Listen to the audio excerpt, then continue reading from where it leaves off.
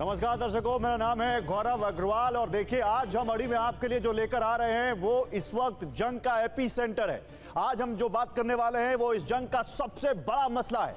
आज जो हम यहां पर बात करेंगे वही तय करेगा कि जंग आगे रुकने जा रही है या जंग और भड़कने जा रही है, क्योंकि जिस तरह से अमेरिका में अब बटे हुए व्यूज आ रहे हैं, जिस तरह से होर्मुज पर अमेरिका से बटी हुई राय आ रही है, वो ऐसे लग रहा है कि अभी तक लग रहा था कि तेहरान में या ईरान में कोई लीडरशिप नहीं है जो इनको बता पाए और सब अपने अपने तरीके से वहां पर हमले कर रहे हैं। अब तो लग रहा है अमेरिका या फिर अमेरिका की जो टॉप लीडरशिप है वहां कुछ ना कुछ गड़बड़ हुआ है। क्यों हम ये कह रहे हैं, होर्मुज को लेकर क्या बात सामने आ रही है, ये आपको बताऊंगा, लेकिन पहले दिखाइए आज हम क्या लेकर आए हैं अपने दर्शकों के लिए। ईरान का होर्मुज चक्रवात, ट्रंप सरकार में दो फाड़, ट्रंप सरकार में, ईरान नहीं, ट्रंप सरकार में दो फाड़। और बहुत जो टॉप जो दो सबसे बड़े अधिकारी हैं, जो सबसे बड़े सत्ता पे बैठे हुए लोग हैं, उनके बीच यहां पर डिफरेंस ऑफ व्यूज इस वॉर में बहुत कुछ कहते हैं। आपको इस पर ले चलेंगे, मेरे साथ एक बड़ा पैनल एक्सपर्ट्स का, उनसे हम बात करेंगे, लेकिन शुरुआत इस वक्त की बड़ी खबरों से करते हैं। तेहरान में हमले का लेटेस्ट वीडियो सामने आया है, यह आपको देखना चाहिए। कहां हुआ है ये? तेहरान के फार्मा हब पर हुआ है, बहुत बड़ा हमला हुआ है। धुआं बता रहा है कि ईरान के इस फार्मा हब पर, तेहरान के इस फार्मा हब पर किस तरह से भीषण अटैक किया है इजराइल और अमेरिका ने। ये इजराइल की बमबारी में दरोपक्ष की ये फार्मा हब फैक्ट्री इजराइल की एयर स्ट्राइक में ये धुआं हो गई। दरोपक्ष में ईरान की बड़ी दवाई कंपनियां हैं, जहां पर एक बड़ा विस्फोट इजराइल की तरफ से।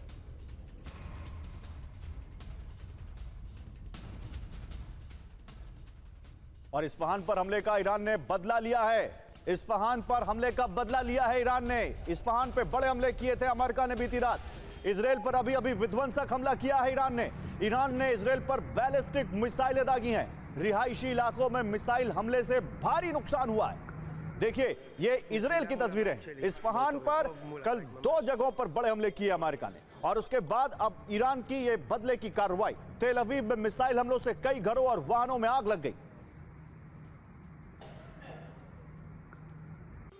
נפילה מול הבית שלי, באותו רחוב מול הבית ממש. और इजराइल पर क्लस्टर वॉरहेड से बड़ा अटैक। क्लस्टर वॉरहेड से ईरान ने पेटा पर 4 मिसाइलें दागी हैं। सेंट्रल इजराइल में 5 से ज्यादा शहरों पर अटैक किए गए। हमले में कई लोगों के घायल होने की खबर है।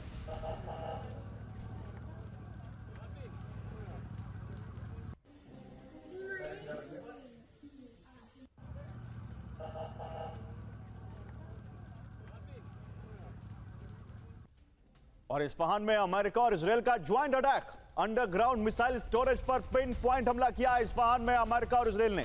एक बार फिर देखिए, इस्फहान में ईरान का परमाणु सेंटर है, वहां पर यह अटैक बहुत कुछ कहता है। और मिसाइल स्टोरेज पर पिन पॉइंट अटैक, बड़े बड़े क्लस्टर बॉम्ब से जो बंकर बस्टर बॉम्ब से जो अटैक हुए हैं, ये कुछ अलग कहानी बयां करते हैं। देखिए जिस वक्त अटैक हुआ उस वक्त की लाइव तस्वीर हम आपको दिखा रहे हैं। कितना भयंकर विस्फोट होता है, उसके बाद वहां पर आग दिखती है, धुआं दिखता है। यह इस्फहान की तस्वीर है। ईरान के माउंट सैफा के पास सैन्य डिपो में ये जोरदार 2 धमाके हुए हैं। हमले के बाद सेकेंडरी ब्लास्ट से इलाका दहल गया है। ऑलरेडी देखिए एक तरफ धुआं दिख रहा है, वहां पर विध्वंस दिख रहा है, और तभी दूसरी तरफ देखिए कितने बुरी तरह से वहां पर मारा है। कितना बड़ा विस्फोट वहां पर दिख रहा है, और बहुत दूर से तस्वीर ली गई, कई किलोमीटर दूर से तस्वीर ली गई है। आप सोचिए कितना बड़ा यह विध्वंस है। हमले के बाद इस्फहान पहुंची है इमरजेंसी टीम। और खाड़ी देशों में अमेरिकी बेस पर सबसे नया हमला हुआ है। यूएई में अमेरिकी कमांड सेंटर पर विध्वंसक अटैक किया गया है। अल मिन्हाद बेस पर अमेरिकी कंट्रोल सेंटर को टारगेट बनाया है आईआरजीसी ने। आईआरजीसी ने देखिए भारी नुकसान पहुंचाने का दावा किया है। तो यूएई, वो देश गल्फ का जहां पर ईरान ने इजराइल के बाद सबसे ज्यादा अटैक किए हैं, और देखिए कैसे धू करके जलता हुआ यूएस का यहां पर एक बेस जो अल मिन्हाद बेस है, वहां पर एक कंट्रोल सेंटर को आईआरजीसी ने टारगेट किया, और देखिए कैसे वहां पर आग लग गई, कैसे वहां पर आपको ये बड़ी बड़ी भीषण लपटें दिखती हुई आग की, जो बताती हुई कि अटैक बहुत बड़ा था। ये ईरान का अटैक है यूएई में। और दुबई पर नॉन स्टॉप हमले कर रहा ईरान। यूएई में ईरान का बैलिस्टिक मिसाइल से हमला। दुबई या अबू धाबी या कहें पूरा यूएई, गल्फ में समझ लीजिए जितने हमले हुए हैं करीब 50% अकेले यूएई में किए हैं ईरान ने। 24 घंटे में 11 मिसाइल और 30 ड्रोन से हमले किए गए। ये देखिए कैसे वो मिसाइल और रॉकेट गिरती हुई रात में वो तस्वीरें दिख रही हैं। यहां पर ये न्यू नॉर्मल हो गया, वहां पर अब ये लगातार विजुअल्स ऐसे आने लग गए। युद्ध शुरू होने के बाद से करीब 2500 हमले हुए हैं यूएई में ईरान की तरफ से।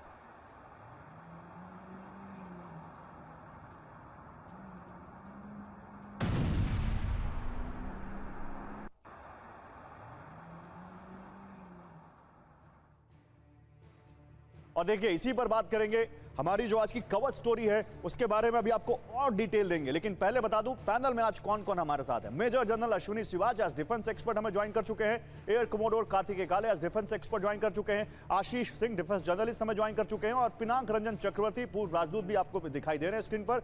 आप सभी का बहुत स्वागत है। मैं आप लोगों के पास आऊं उससे पहले जो आज की कवर स्टोरी है उससे जुड़ी आज की जो बड़ी खबर है, ईरान के मामले में यूएस से कट रहा है यूरोप। इटली ने भी अपना एयर स्पेस बैन कर दिया है। एक एक करके सारे साथी साथ छोड़ते दिख रहे हैं अमेरिका के। अमेरिकी सैन्य विमान के लिए एयर स्पेस बंद कर दिया इटली ने।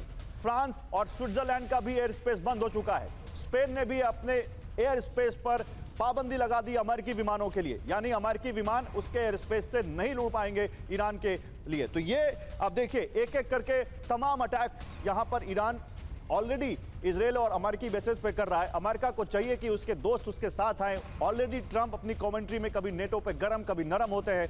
अब यहां पर ईरान के मामले में यूरोप ने जो स्टैंड लिया है वो अमेरिका के लिए एक बड़ा सरप्राइज, या कहें एक ऐसा समय जब अमेरिका को अपने दोस्तों का साथ चाहिए था वो उससे अलग हो रहे हैं। अपने तमाम एयर स्पेस को फ्रांस ने, इटली ने, स्विट्जरलैंड ने, स्पेन ने बंद कर दिया अमेरिकी विमानों के लिए, यानी उसका एयर स्पेस का इस्तेमाल नहीं कर पाएंगे।